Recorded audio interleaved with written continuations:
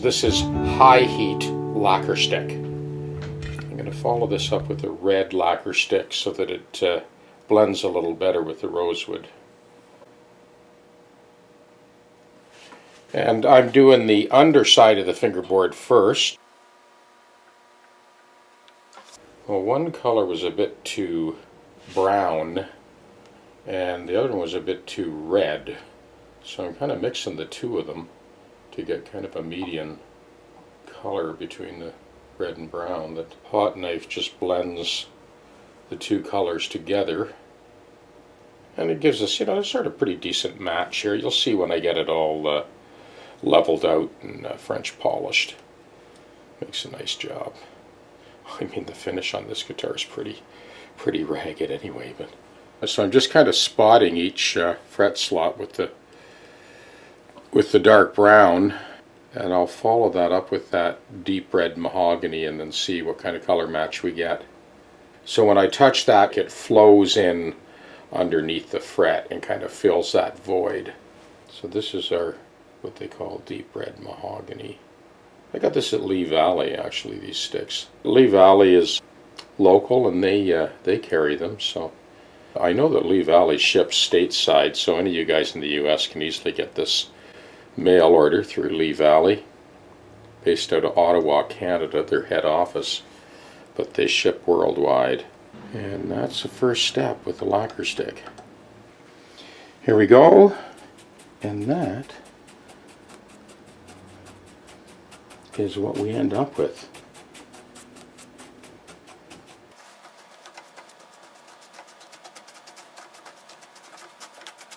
Okay, we'll flip it over, ready to do the other side. Okay, same deal on this side. Fairly happy with that color match, so we're going to do the same approach again. So we'll start again with this extra dark walnut and then finish off with that deep red mahogany. Let those two colors amalgamate and we end up with something that gives us a bit of consistency along the length of the fingerboard edge.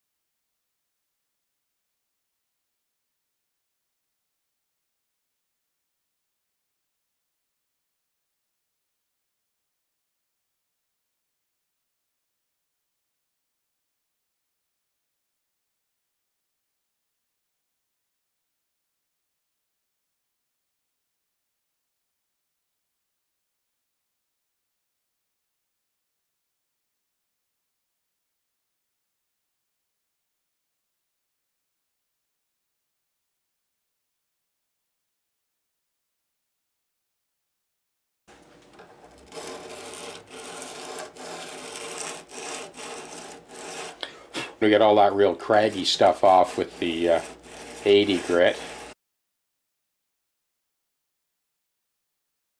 So 180 grit.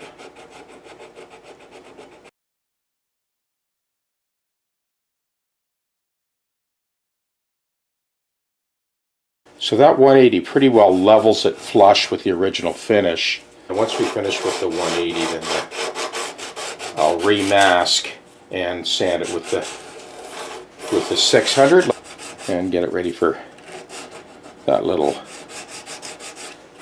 touch of French polish.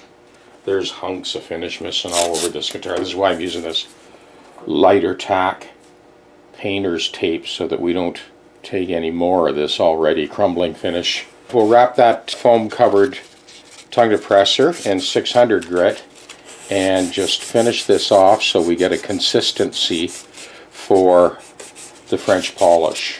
We're also kind of polishing the ends of the frets when we do this. These frets still need to be buffed out. Usually when you do a complete refret, You do a sort of leveling right at the very end just to sort of make sure everything's perfect. With this one, the lay of the fingerboard came out so nice that I don't even know if we're going to need to do that regular light fret leveling that you usually do on a new set of frets. We'll find out as soon as we string it up. And here we go, a little touch of French polish, and it's a done deal.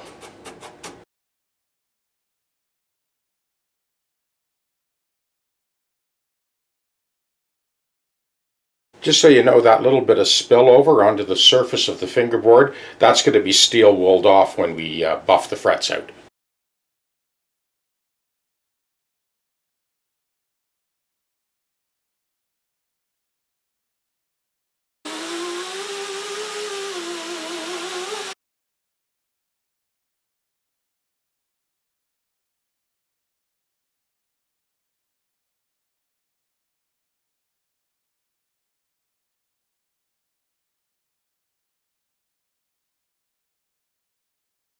I really put this thing to the test. I put 13 to 56 strings on. I wanted to put some torque on that neck after doing all that leveling, loading the truss rod, complete refret. I wanted to test this to make sure that it's going to handle whatever load you put on it. So 13 to 56 strings, no issue. This neck handles it. Truss rod works perfectly. And I did not even need to level the new frets that went in there. They didn't need a dress. I just buffed them out with a buffer. Every note, every string, every fret, perfect. Not a single buzz anywhere. They went in flawlessly. I wanted this bridge to work. You know, I tried a couple of different sets of strings. These are 13 to 56 wound third. It's really quite beautiful, the bridge, you know, the knurled string supports, you know. And because it's on a threaded rod, it allows you to line the strings up perfectly with the pole pieces. But the problem is there's only two strings that are in tune, the two outside strings. The inside four strings, because there's no adjustment, I'm sorry, it just will not tune. The compensated nut took care of the other end as far as the open string first fret. The originality police notwithstanding, we got to put a bridge on here that'll allow David to play this guitar anytime, anywhere, any string, any tuning, any fret. Perfectly in tune. So we're going to put an adjustable bridge on. We'll tuck this away for the originality police, put it in a little Ziploc baggie, and if someone wants the original bridge, more power to you. But this guitar, when I'm done, will play perfectly in tune, original bridge or not. We already have the compensated nut on there, but there's no getting around it. If you want to play this guitar in tune, this bridge is not going to do it. So we'll be changing that one out. We'll bring you up to speed as we switch over.